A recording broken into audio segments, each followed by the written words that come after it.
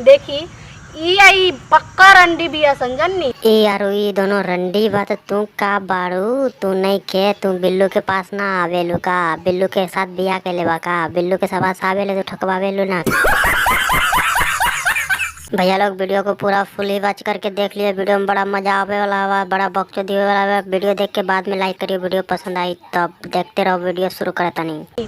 हाँ एक दिन स्कूल में छुट्टी हो गई हम तो पीछा रह गई नी एक नी एगो लड़का से दोनों गोरा पिलवैला सब ऐसा दोनों आदमी पेलवेले बानू एक एक गोरा से तो ओकर का हाल होइल होवे हो भैया लोग। तू लोग सोचा और सोच के कमेंट में बताओ कर दोगे का हाल मन मस्त हो गए।